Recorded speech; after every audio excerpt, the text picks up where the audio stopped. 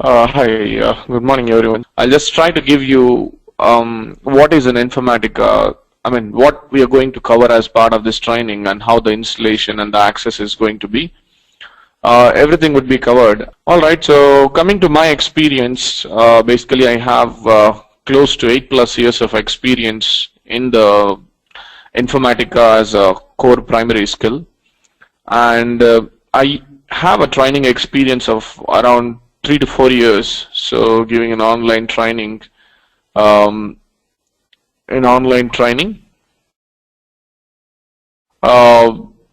in this. So let's try to 4+ years of training in this. So let's get into the training. Let's get into the actual syllabus and everything. So just give me a moment, please. Sorry about that.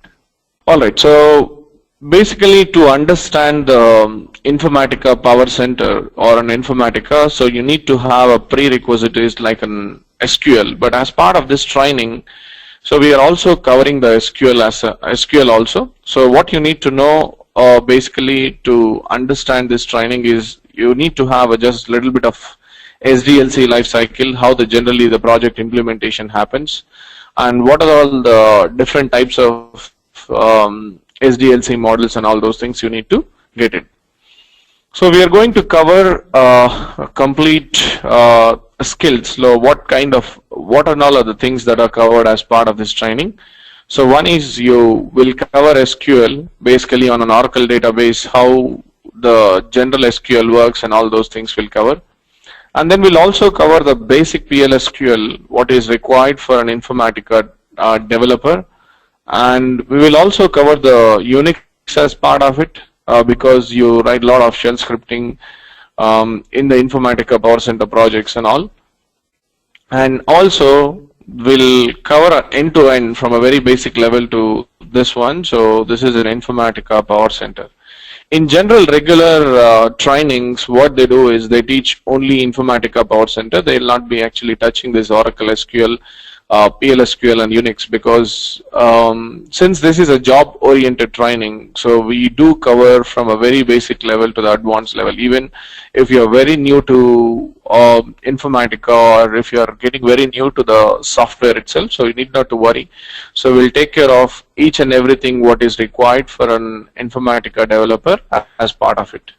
And along with this, we will also cover what is a data warehouse and what are all the different architecturals and models which it is there that we are going to discuss as well. So data warehousing basics that we cover as part of this, and at the same time we'll also cover the data modeling. So basically the data modeling as well will cover and how it will be done. So the course duration is basically this will go on till around 40 to 45 hours. This much. It's all that only the 40 to 45 hours we'll be spending a time in understanding the each and every concept in it. And at the same time, you will also provide you the hands-on labs for each and everything, wherein you have to develop the all the hands-on labs what is discussed in the class. And when it comes to let me just give you the brush up about now what is a database is all about and what the data warehouse. What is a data warehouse and what are the different ETL tools that are available in the market, and what is a BI and what are the different BI tools that are available, and how it is going to work. That's we'll discuss. So assuming that everybody is from a very basic background, so I'll actually start from a very basic level to give you the more insight on the BI and the data warehouse. So let me just start with what do you mean by the database. So basically the database is like you can call it as a software package which stores the data in the form of tables. So if you see the database, whatever the database that you see, it stores the data in the tables, and eventually in the technical terms we call it as an RDBMS, which is called as a relational database management system. Why do we call it as? Because whenever you store the data in the tables, in the database level, there will be a relationship between one table to the other table. So that's why we call it as an RDBMS, Relational Database Management System. So as you might be knowing already, there are various databases which are available in the market. So which is like you have an Oracle which is there, which is a very popular database, and in the warehouse and all you'll also see the Teradata system which is more popular. And then you have the SQL Server, which is another MS SQL Server. This is another database. And likewise you have a DB2 from IBM and Sybase from SAP. So likewise you have a various databases which are available in the market. See, you know that there are databases, and we already know that this stores the data in the tables. Now, how can I manipulate the data, or how can I add the data, or how can I read the data from database? So for that, you needed a language. So the language which is used to communicate with all these databases called as a SQL. So SQL stands for a structured query language. I mean, when you abbreviate it, so it's called as a structured query language, or you can call it as it's a common language to communicate with all these databases. So it's like or it's like a universal language to communicate with all these databases. So you know that SQL is like different types of commands which will be available in SQL, which helps you to communicate with a database. Now, I hope now you understand what is a database and what is an SQL. SQL is a language, or you can call a database as a product or a software product. So whenever you want to do any changes on the database, you need to know this. Suppose, let's say this is my Oracle database where I have installed in one of my system or in your laptop. Let's say I have a different tables. To create these tables, to add the data to these tables, to read the data from any kind of a tables. So let's say we have employee, department and all. So in order to perform any operation on the database, you needed a language. So that language which helps you to communicate is called as an SQL. It's a pretty old language which was invented by IBM way back in 1970s. So this is a common language you can call. It is not that SQL is different when you're interacting with the different databases. So SQL is like a common language. Here and there, some features will change what you use in a SQL, but it's a native language which helps you to do that. So now when I take a look at this one, so now we understand is what are the different types of commands which will be available in the SQL. So we have a different commands. I'm not going in detail about it, what it is, but at a high level, it is actually classified into 5 types. One is called as a DDL, data definition language, and another is called as a DML, data manipulation language. Another is called as a DCL, data control language, and next one is called as a DRL, data retrieval language, and you have a TCL, which is called as a transaction control language. So that is what it is there which you have. It is of different commands. You know, the DDL is like for defining the tables or removing the tables from the database, like create, drop, truncate, like these are all the different commands. And whenever you want to add or manipulate the data in it, so you have a insert and you do have an update, and then let's say you do have a delete option which is present. And you have a DCL, data control language, which is like maintaining the permissions and the privileges between the different objects on the different objects. One is called as a grant and the revoke, which it is there. And the data retrieval language is nothing but which helps you to read the data from your tables, that is nothing but your select. And the transaction control language is like whenever you want to commit the changes or save the changes permanently to the database, or you want to undo the changes or revert the changes, then we can go for a commit and the rollback. So SQL is more like different types of commands and different types of objects what you can create in the database level. So if you overall, it's basically the SQL is like a commands. Now I just gave all these options to understand what is a database and what is a language, or what is an SQL basically to understand. So most of the people understands that Oracle and SQL both are same. So just that to differentiate what it is, I gave you different types of databases and what is a language is all about and what are the different types of commands what you see in the SQL.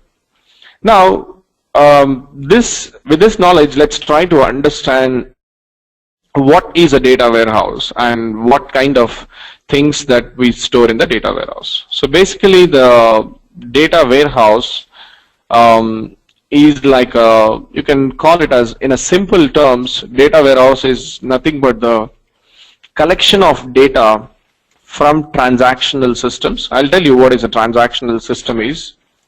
Collection of data from transactional system and storing it in a simple database. Stored in a database that is called as a data warehouse. Or in a simple terms, you can call it as data warehouse is nothing but the database where you have a data which is stored in the tables. And what it is used for, data warehouse data is actually used for a analysis purpose. What do you mean by analysis? For a business analysis. Business analysis, which includes like whenever you want to calculate the revenue growth of your business, or whenever you want to calculate the, let's say, revenue growth, or whenever you want to find out the profit about your business, all these kind of analysis. Analysis is nothing but understanding how the business is actually doing. So profit about your business, or if you want to understand how many profitable customer, what is my profit growth, all these different types of metrics can be derived from your data warehouse. So this is what is called as a business analysis. So when you say the data warehouse is nothing but the database wherein we are storing the data for an analysis purpose. So can I choose Oracle as my data warehouse, or can I choose MS SQL Server as my data warehouse? Yes, definitely. So when you talk about a data warehouse, any database, whatever we have listed here, can be chosen as your data warehouse. Suppose, let's say, if I am building a data warehouse for a Walmart, I'll choose an Oracle and then start storing the transactional data for my analysis purpose.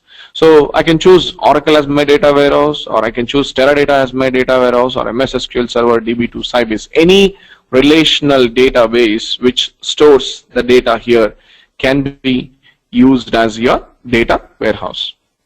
So in a simple terms, if somebody asks you data warehouse, what is a data warehouse? It's nothing but the database. Okay. So to understand, now we know that there is a data warehouse which I chose, but the data is actually flowing into my data warehouse. What type of data you're actually extracting, or what type of data you're loading into the data warehouse.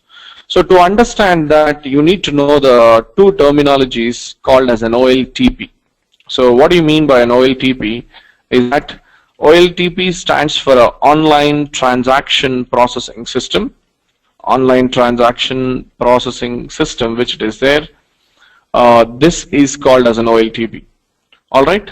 So let's say what kind of applications, or what are the different applications that you call it as an OLTP? So the applications which we use on a day-to-day basis for our different types, different needs is called as an OLTP. So I can call your internet banking system as an OLTP system, because there will be transactions. You transfer the funds from one account to other account, and you do a lot of transactions on it.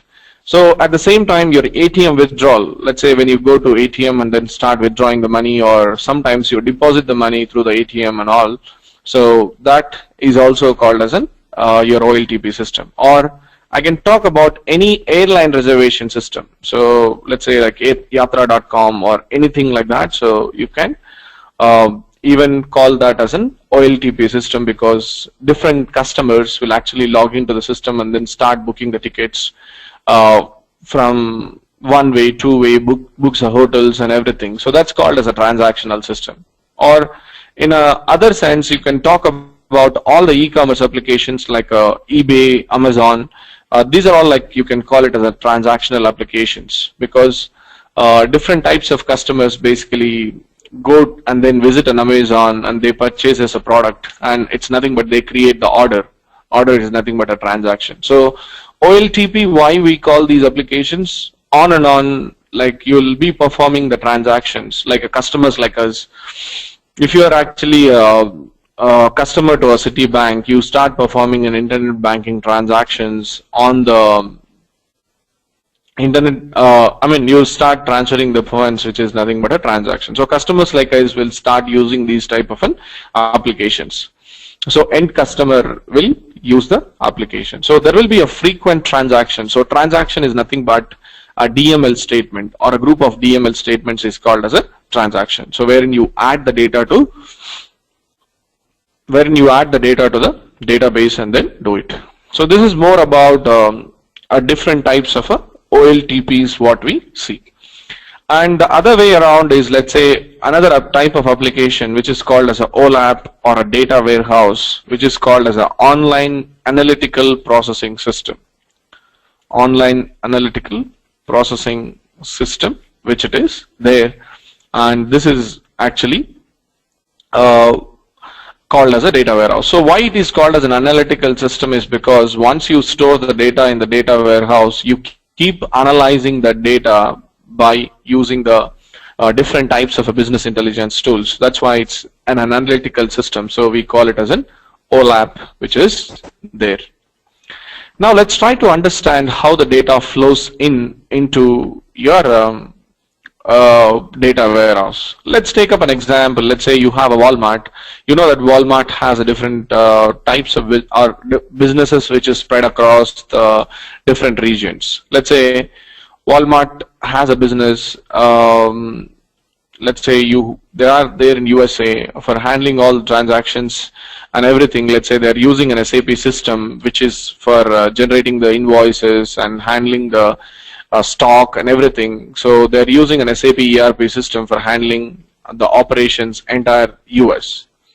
And this is an SAP system. At the end, let's say the data might be stored in an Oracle database. So at the end, whatever the interface that you use and then start storing the data, let's say this is like an OLTP transaction. See, whenever you visit a Walmart store and then purchase something, they generate an invoice and give you. That's nothing but your retail transaction that you're performing.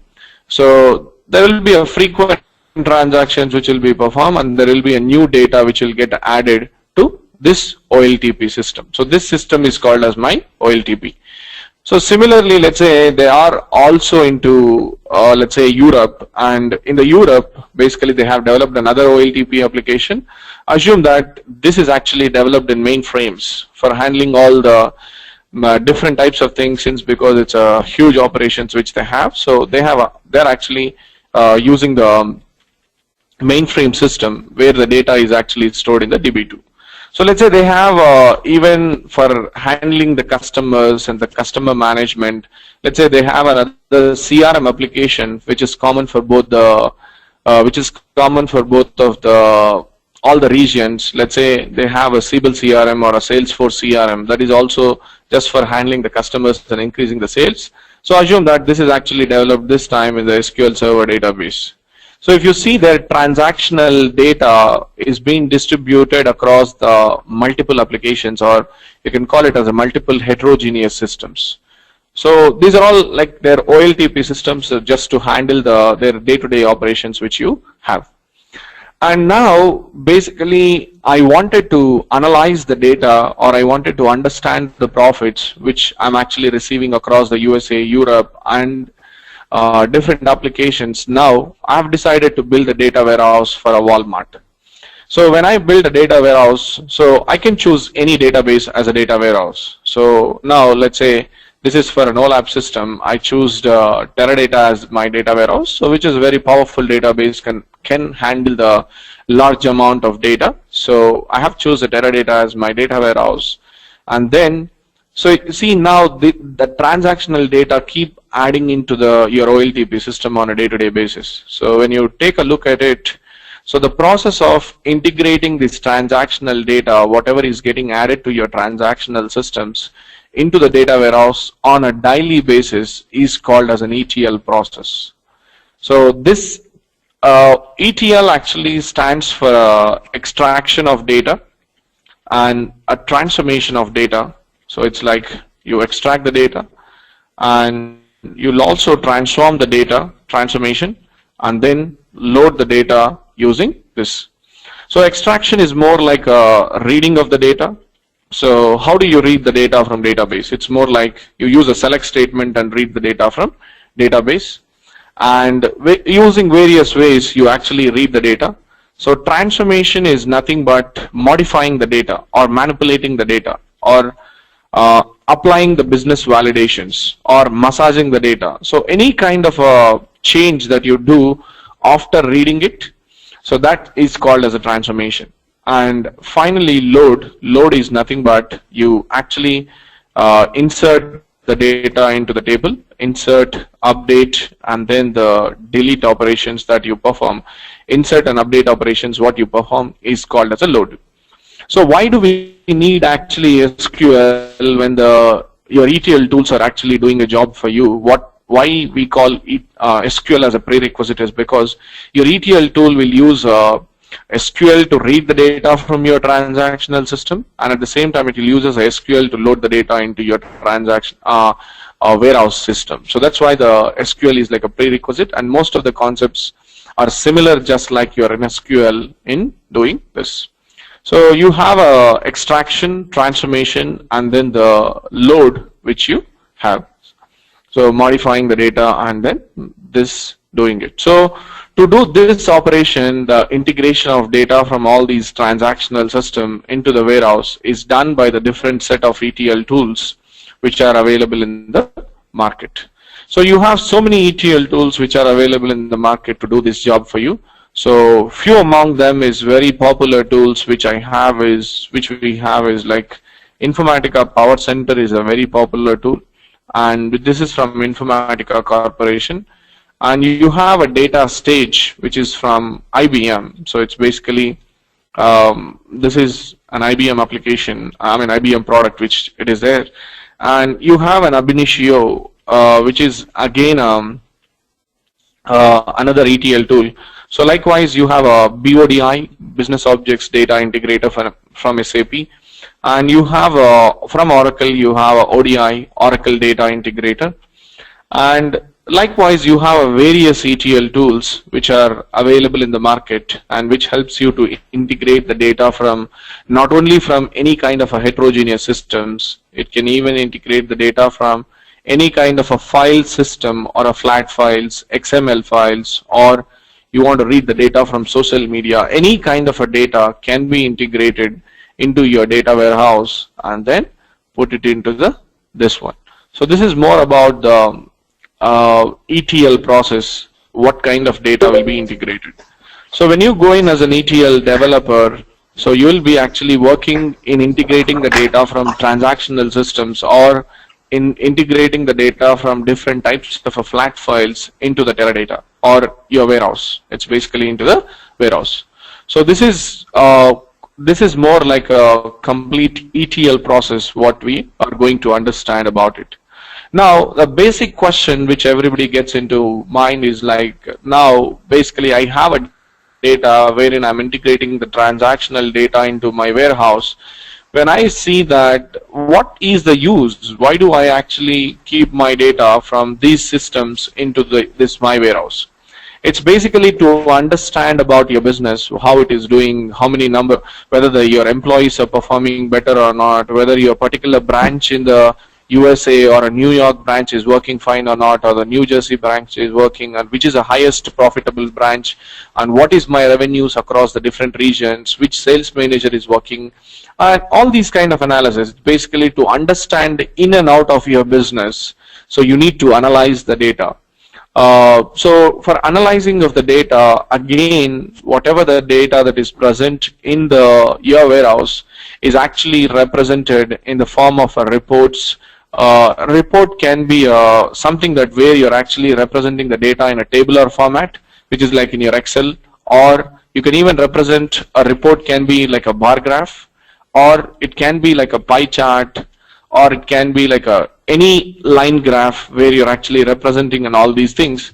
So report can be represented in any way, which is best way to understand your business, or best way to make your business users to understand about it. So we generate the reports in the different types of formats with the data whatever is present in the data warehouse.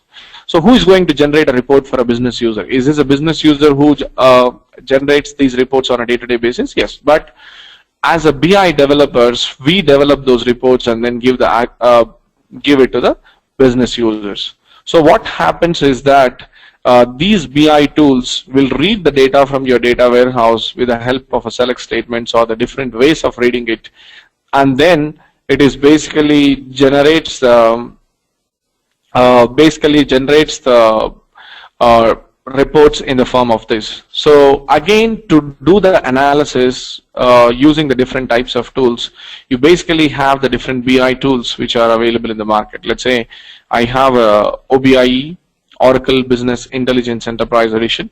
Let's say I have a BO, Business Objects, and you have a lot of other traditional tools like a Cognos, and you do have different visualization tools what you have recently in the market now, like a Tableau, and you also have the ClickView.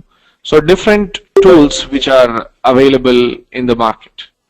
So these are all the various BI tools which helps you to visualize your data beautifully in the form of graphs or charts or any kind of a thing which can be done by using a BI tool.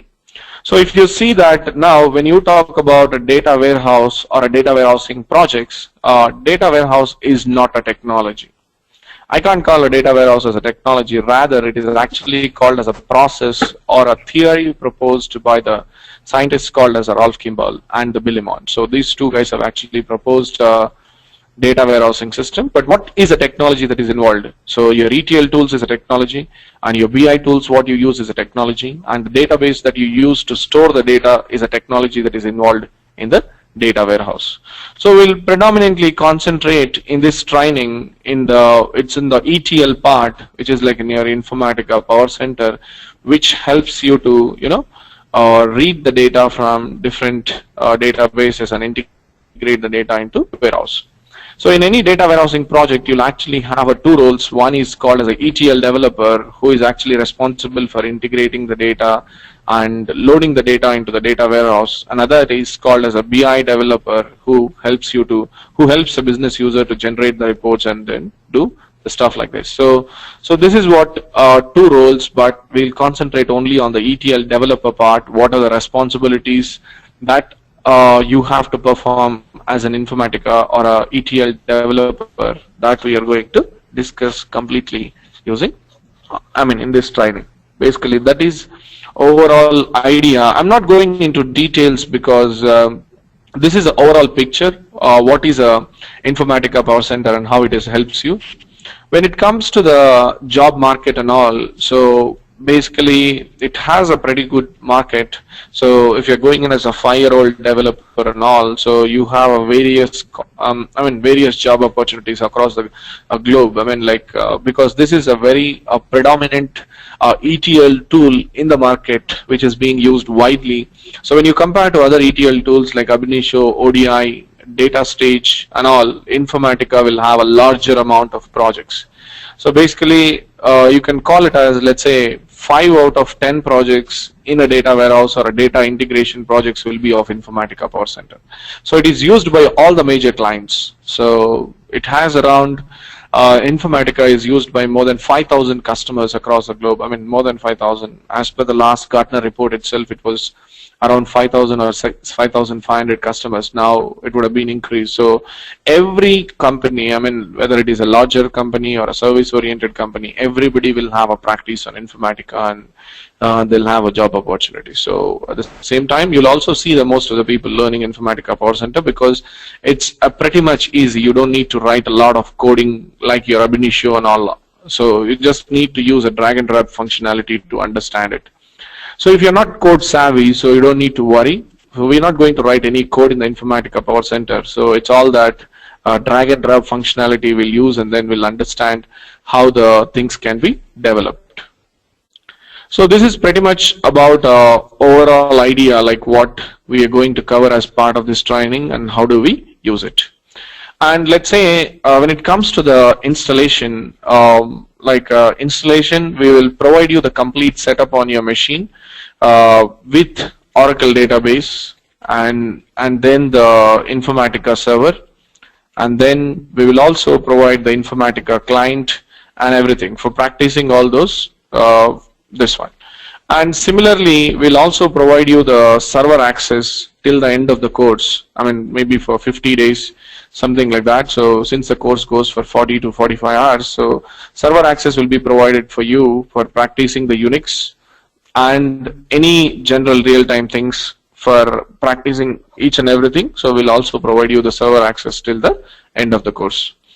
And regarding the videos, whatever, like you see, so we'll actually send you the recording at the end of each session every day in case if you, in case if you miss the session for some reason, at the end of the day, every session will be recorded, and then we'll upload those recordings into a shared site, and then we'll send you just after the class, maybe after 1 hour of the class, we'll send you to do that. So this is overall idea how we are going to shape, go about the course and then do it. So in case if you have any questions related to this now, whatever we have discussed, so you can go ahead and I'll try to clear your questions.